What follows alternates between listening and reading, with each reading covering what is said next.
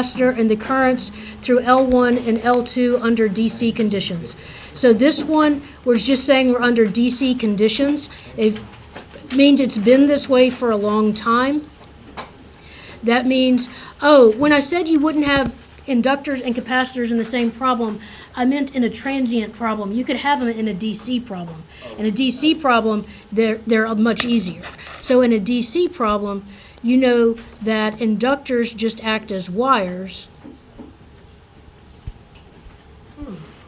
and capacitors act as open circuit. So DC conditions just means like after a long time? Yes. Yep. So you just make your capacitors open, and you make your inductors wires.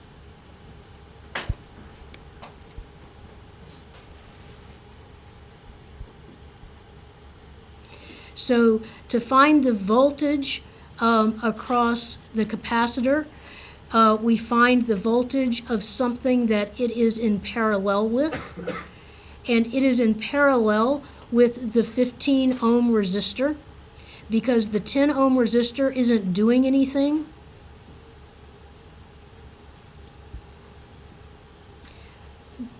Because the capacitor is open.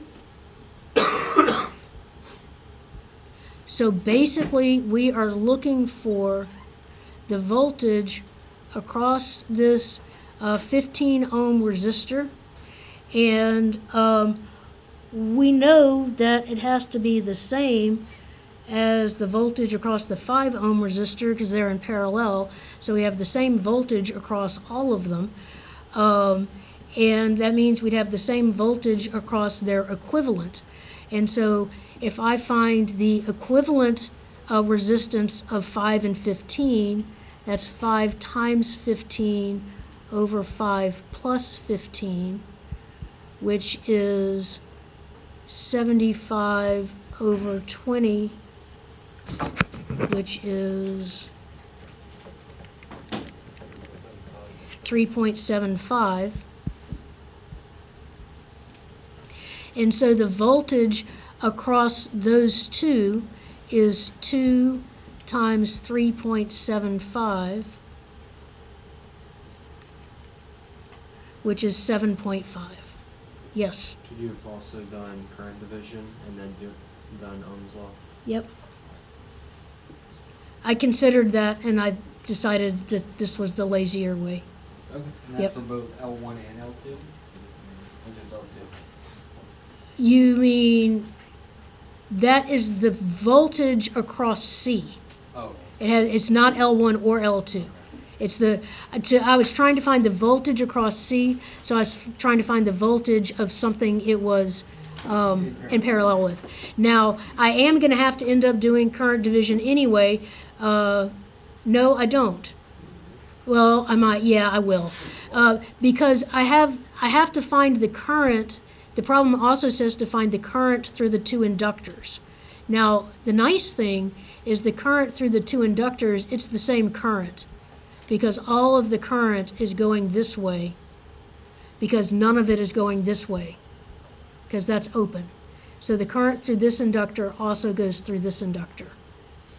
So we do have to do current division, and so we want the current through the 15 ohm resistor, and so that will be our total current times, the way I do current division is times the other resistor over the sum of the two resistors.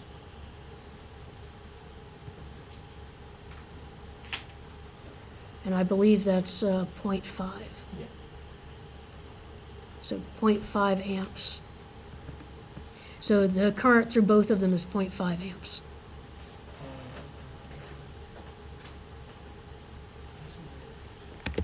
I'm using my current division rule, and I'm doing something different. Well, then either you or I is doing something wrong. I know my formula is good. I very well could have done the math wrong. Let me just look and see what the answer is. 0.5 is the right answer. So what is your formula? RP I total. Wait, what? It's I total. Never mind. Okay. All right. That's still weird. Why would I? All right, we've already done 8, let's do 9.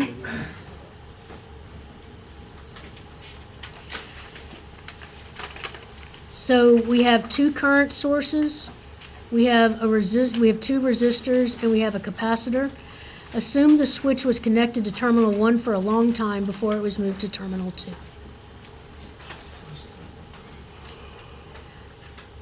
Okay, so at t less than 0, we have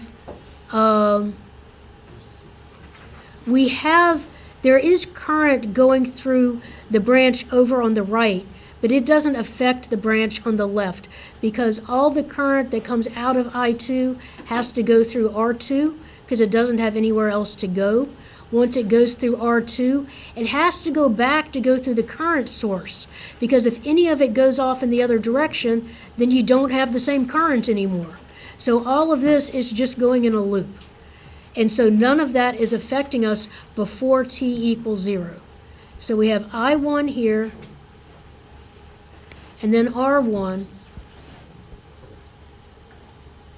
and we have a capacitor. Now it says it had been this way for a long time, so our capacitor is open.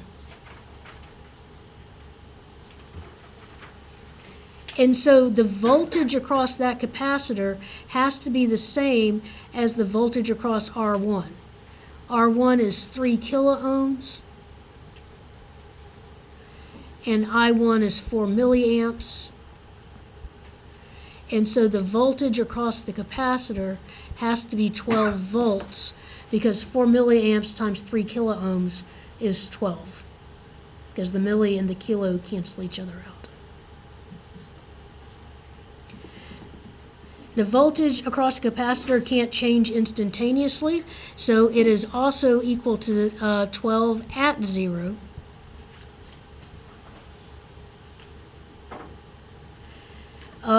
Now we're going to throw the switch, and now we have this.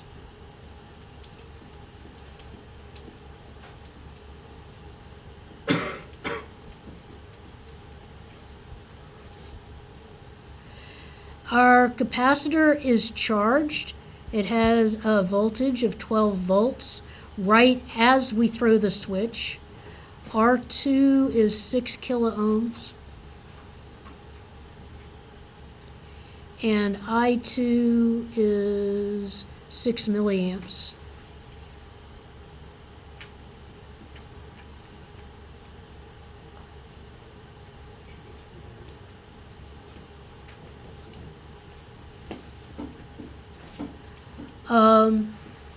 So that's what it looks like right at 0.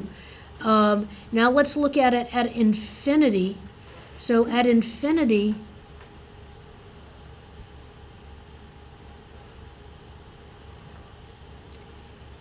it'll become open again.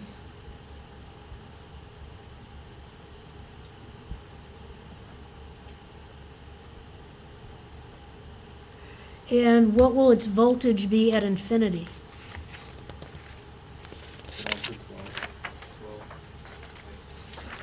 I think 6 times 6 is, did I copy the numbers wrong? 36. I think it's 36. It should be. It shouldn't be, it should be 12, but it's 36. Okay, yeah, so it'll be 36. I'm tired. Me too. I'm tireder. Okay, yeah. Okay, now we have to get our time constant. So we have to look at the circuit when we're in the transient, which is right here.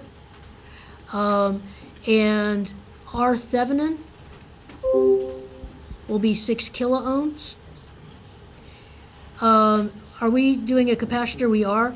So our time constant is going to be RC, which is 6 kiloohms, times the capacitance, which was 0.2 millifarads.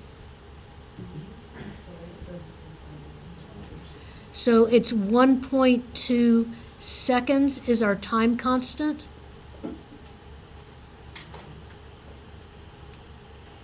And so VC at time t is VC at infinity plus VC at 0 minus VC at infinity e to the minus t over tau.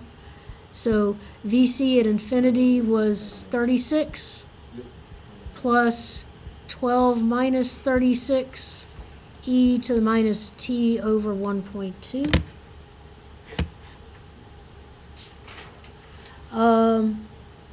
Then the question also asked, what is the earliest time that we can consider the transient to be over?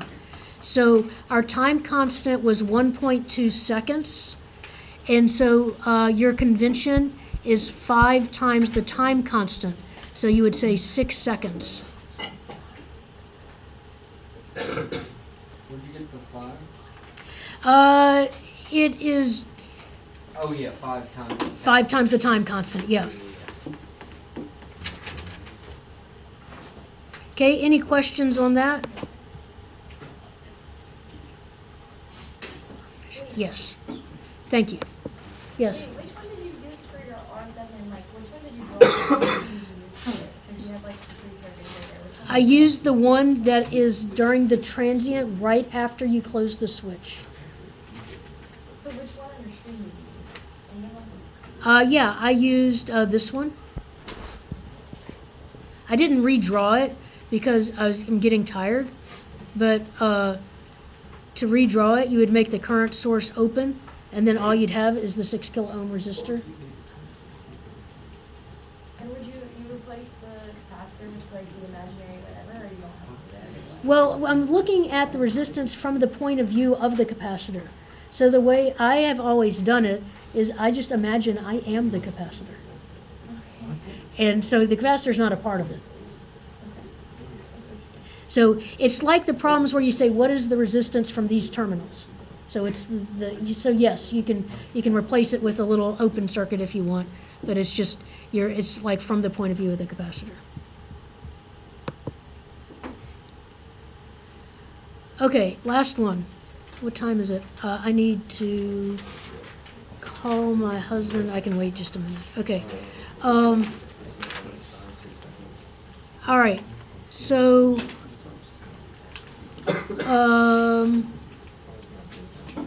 t less than 0. What does this one look like?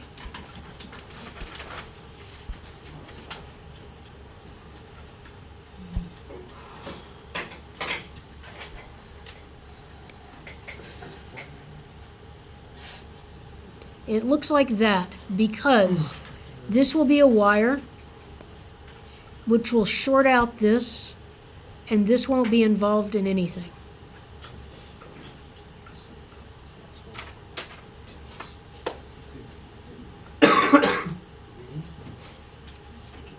Right?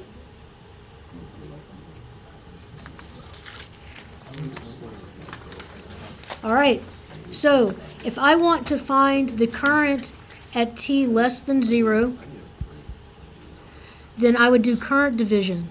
So I'm going to take 5 times R1, which is 2, over R1 plus R3, which is 5.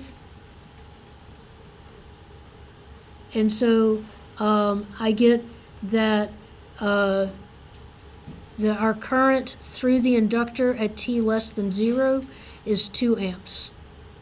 So I of 0 is 2.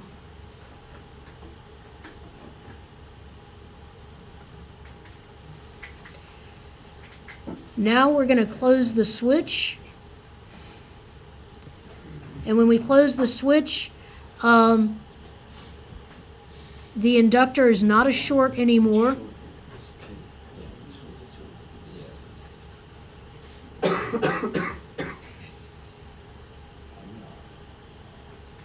So the inductor is not a short anymore. It's going to be acting as the source when we first start, but as at t equals infinity, it will have expended all its energy will have dissipated. There's no source once we close the switch, and so I at infinity is going to be 0.